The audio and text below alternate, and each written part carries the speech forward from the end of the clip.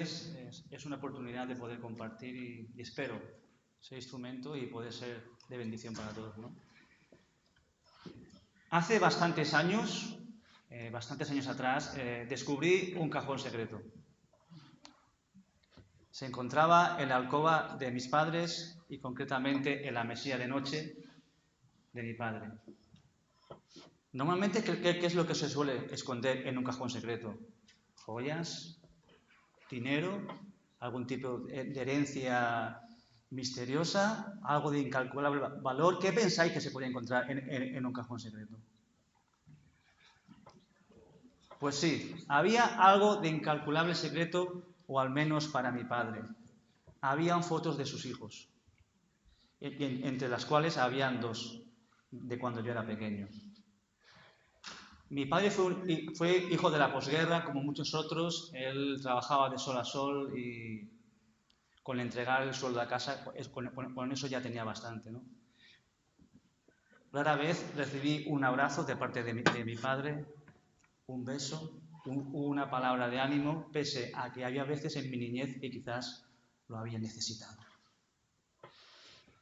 Pero ese descubrimiento para mí fue como un bálsamo, como un alivio, porque hacía 3 meses que había fallecido mi padre y muchos interrogantes había en mi cabeza en relación a mi relación con él, ¿no? Tuve la certeza de que mi padre me quería, pero que nunca me la había manifestado, porque él tuvo una infancia mucho, mucho peor que la mía. Y quizás por las circunstancias no le habían enseñado a demostrar afecto, ¿no? Mi padre no sabía demostrar sus sentimientos como muchos hombres de aquella generación, ¿verdad? Pero ese descubrimiento para mí fue muy importante, porque descubrí que yo formaba parte de su más preciado tesoro, de que yo formaba parte de su heredad espiritual. Mi madre estuvo 20 años intercediendo para que mi padre volviese a los caminos del Señor. Y un día él lo hizo. Él enfermó y pasados unos años él entró en la presencia del Señor.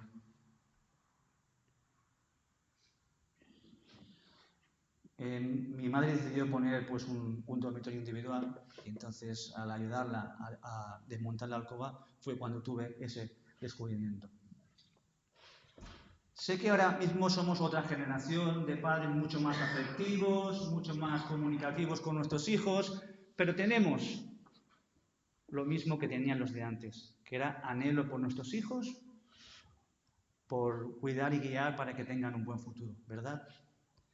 Sin duda, todos nosotros tenemos algo en común, que es nuestro tesoro más valioso, la heredad espiritual que Dios nos ha dado a cada uno de nosotros, ¿verdad?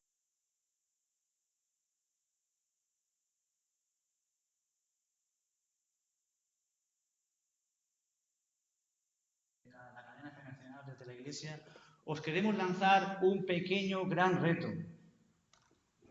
para ver si lo podéis coger.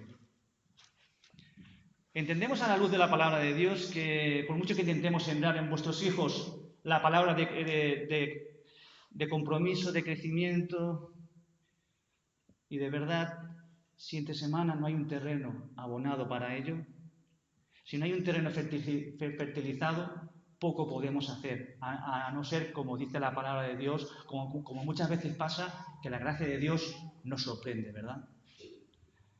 En la famosa parábola del sembrador dice que el sembrador salió a sembrar y que solo la semilla, ¿verdad?, que agarraba en buena tierra era la que germinaba, ¿verdad? Por esa misma regla de 3 nos podemos preguntar si la tierra buena es donde germina la semilla que estoy haciendo yo para fertilizar mi casa, para poder fertilizar la heredad espiritual que son nuestros hijos. ¿O qué me impide poder hacerlo con total libertad? ¿Cuándo es la última vez que hemos orado por nuestros hijos, que hemos tenido un devocional familiar, que hemos podido compartir algún pasaje, algún salmo, que hemos podido insistirles en que vengan a la iglesia a participar de algún tipo de actividad que sabemos e intuimos que puede ser de bendición para ellos? ¿Cuándo es la última vez? ¿Verdad? Nosotros consideramos que un buen tanto por ciento considerable de que nuestros hijos asistan a la iglesia dependerá de nuestro entusiasmo, preocupación y trabajo con ellos. Hace casi 9 meses estuve en la inauguración del curso de mi hijo que empezó el instituto. Y el director, entre las muchas cosas que nos dijo, nos dijo una que poderosamente me llamó a mí bastante la atención. Dijo que la mayoría de los estudiantes que sacan buenas notas es porque los padres, de cierta forma, están involucrados. Y eso se puede trasladar al ministerio de la Iglesia, ¿verdad? Antes os hablábamos de un pequeño gran reto, ¿verdad? Un gran reto que todos podemos asumir. Y es el siguiente. Anhelamos y oramos por una generación de niños y jóvenes apasionados por Jesús. Lo repetiré. Anhelamos y oramos por una generación de niños y jóvenes apasionados por Jesús. Pero ¿sabéis una cosa? ¿Sabéis dónde empieza el reto? El reto empieza en casa, en nuestros hogares. En 1 de Pedro 3:21 hay una parte del versículo que nos dice que presentemos defensa con mansedumbre y reverencia ante todo aquel que nos demande de la razón, de la esperanza que hay en nosotros. ¿Estamos esperanzados? ¿Proyectamos esa esperanza sobre nuestros hijos? ¿Tenemos pasión por Jesús? Porque ¿sabéis una cosa? Los primeros testigos de la razón de la esperanza que hay en nosotros son nuestros hijos, porque son los que van a observar nuestro andar diario cada día. Papá, ¿por qué vamos a la iglesia? Papá, ¿por qué no somos como los demás que el fin de semana se van por ahí? Papá, ¿por qué oramos cuando comemos? ¿Por qué se ora por los enfermos? Papá, ¿por qué? La palabra defensa en el griego es apología, que significa rebatir con argumentos aquello que defendemos. Que sepamos rebatir con argumentos, con buenos argumentos fundamentados en la palabra de Dios.